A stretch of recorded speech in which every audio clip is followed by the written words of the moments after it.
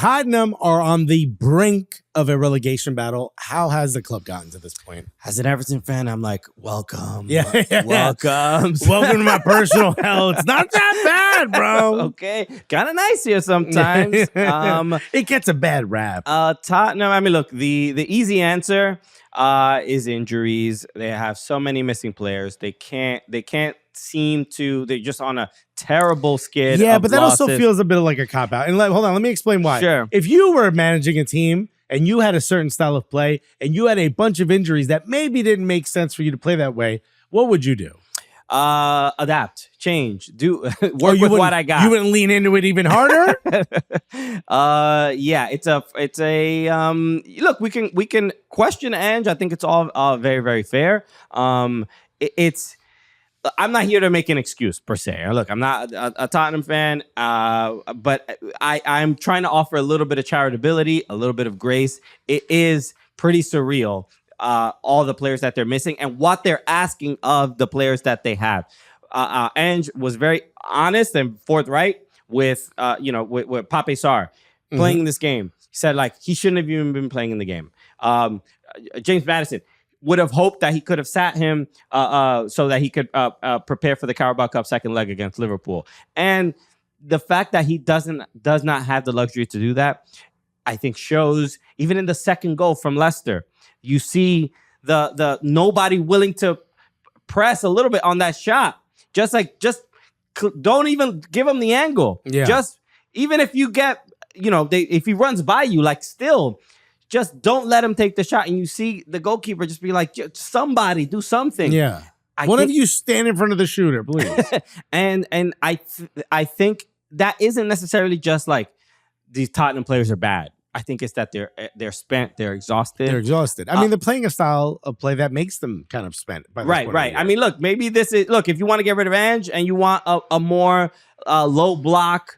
They had that already. I'm just saying. The fans want attacking football. This is the most attacking Sean football. Dyche is available. Oh, bro. boy. Oh, boy. I'm just saying. You want to save some energy? You really want them to be in the same mud you're in. Okay. I think, and I may have mentioned this on the show, but bro, go down the list of managers they've had. How do you have Antonio Conte? How do you have Jose Mourinho? How do you have Nuno Espirito Santo? Say what you want about him, but he's got Nottingham Forest absolutely balling right now. Mm-hmm. How do you have these lists and not be able to win anything? How do you make them all mad at the club and want to leave? How do you make them bury the club while the manager in the press conference?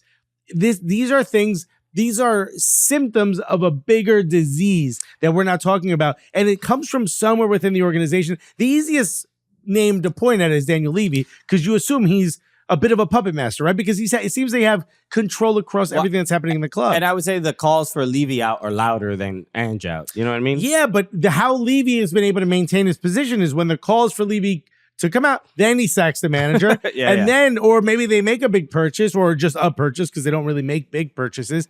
And it kind of gets the fans thinking about something else. It's like, the little keys with the kids in front of me. Yeah, it's like that kind of thing. Well, the fact that they haven't signed anyone yet, right? Carter?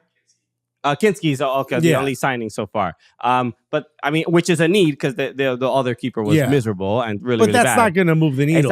But the fact that they haven't even addressed, to me, as soon as the transfer window opens, there's 2-3 players they're bringing on board just because they have so many injuries, and the fact that they haven't given Postecoglou just a little bit of resources to just handle the injury crisis is, I would put that on Daniel Levy and the board, and they are not focused on solving the problem that's right in front of them, that short term. Yes, we can talk about the institutional problems, but this one seems it's so obvious. It's got to fall on somebody's lap, and it's probably going to be Daniel Levy. But this man is Teflon Dan, bro. Nothing touches him, bro. Yeah. At some point, something's got to finally come to a head with this guy. But he seemingly is able to dip his way out of all these controversies by appeasing the fans with something small, a small olive branch. And it's going to be sacking Ange Postecoglou probably in the summer, probably not during the season. Sure, but the fact that they're even in this relegation conversation is not too shocking, but the fact that they lost back-to-back to Everton and Leicester, the teams that are behind them or beneath them in the figuratively and in the table, on the table. These are the worst 2 losses. I mean, even a draw.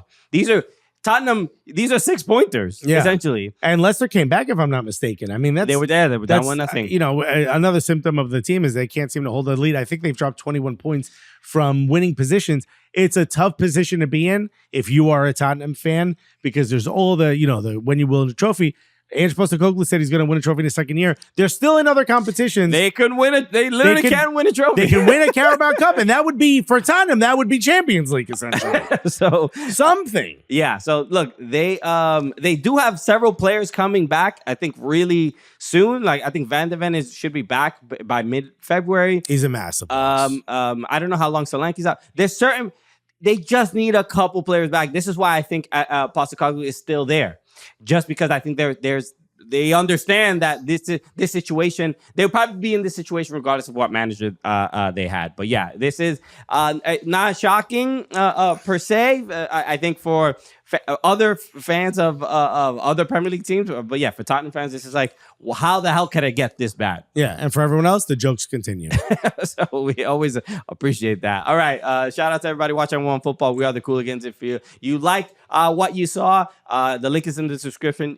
You can subscribe to the Cooligans as well, our YouTube channel. So we appreciate y'all. Take care, everybody. Peace. Love you guys.